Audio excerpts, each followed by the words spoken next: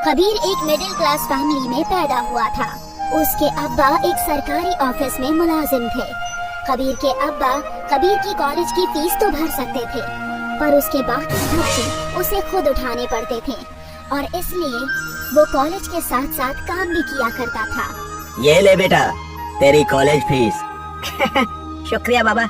अम्मा जल्दी करो, मुझे जल्दी से जल्दी केक शॉप पहुंचना है। हाँ हो गया, ये ले तेरा टिफिन, और आज टिफिन खुद खाना, दोस्तों को मत खिलाना। ठीक है अम्मा। कबीर अक्सर हड़बड़ी में घर से निकलता था। कबीर एक केक शॉप का काउंटर संभालता था।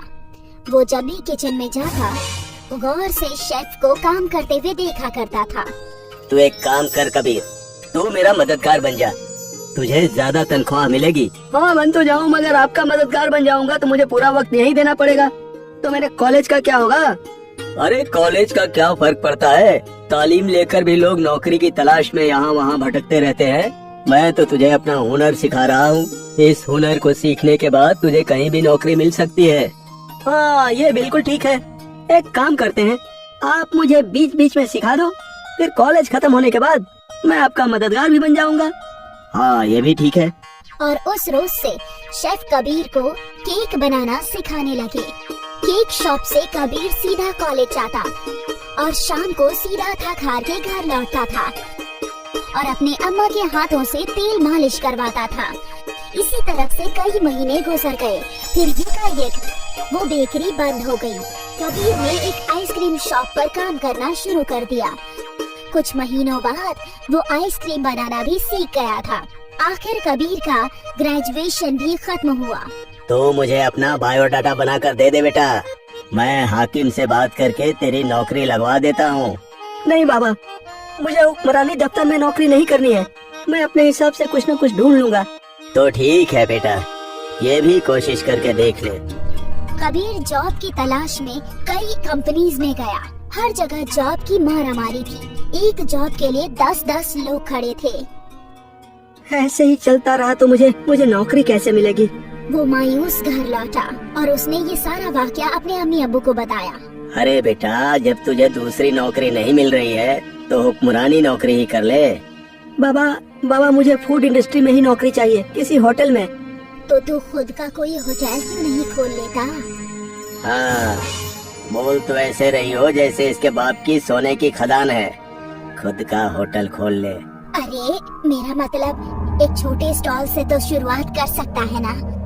आजकल कितने नए स्टॉल खुल गए हैं और कुछ बहुत मशहूर भी हो जाते हैं। कबीर भी तो एक बार कोशिश कर सकता है ना।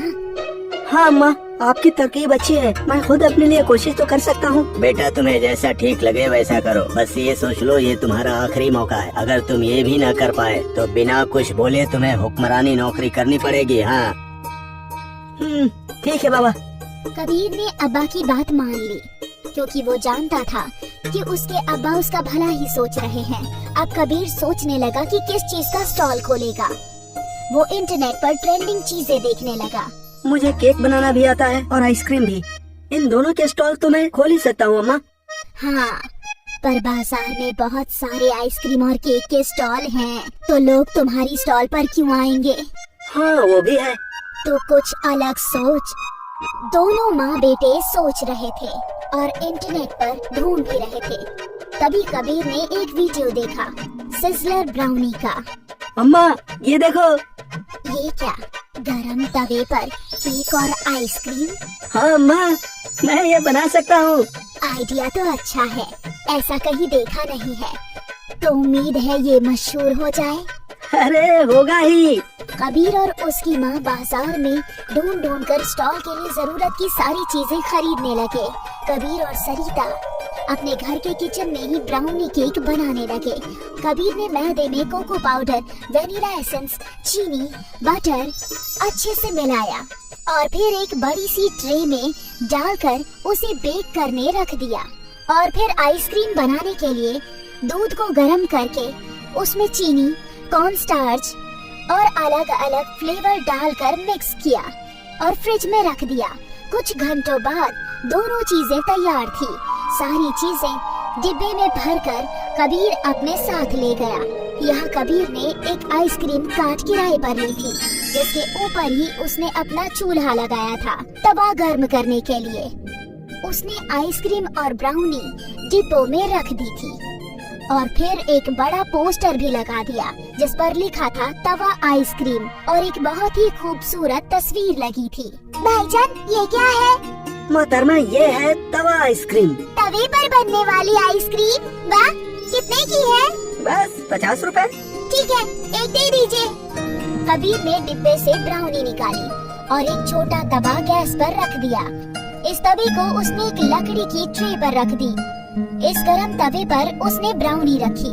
रखते ही ब्राउनी से भाप निकलने लगा और ब्राउनी पर एक स्कूप आइसक्रीम डाल दी और थोड़ा चॉकलेट सिरप भी और सजाकर वो उस लड़की को दे दिया। वाह! इतना आकर्षक आइटम देखकर पहले उस लड़की ने फोटो ली और फिर तवा आइसक्रीम खाने लगी। उस लड़की को वो तवा आइसक्रीम बहुत ही जायकेदार लगी। उसे खाता देखकर कई और खरीदार कबीर के स्टॉल पर आए। कबीर की किस्मत खुल गई। आज 1 साल बाद कबीर की अम्मी सरिता आइसक्रीम पार्लर की ओपनिंग कर रही है। खरीदारों की पहले से ही लाइन लगी थी उनकी फेमस तवा आइसक्रीम खाने के लिए। अच्छा हुआ बेटा, तूने हुक्मरानी नौकरी नहीं की और वो किया जो तुझे पसंद था, वरना इतनी कामयाबी तुझे कभी नसीब नहीं होती बेटा। अरे बाबा, ये सब मेरी प्यारी माँ की वजह से है। कबीर ने अपनी अम्मी को गले लगाया और आज तवा आइसक्रीम की बदौलत कबीर और उसका परिवार बहुत खुश है।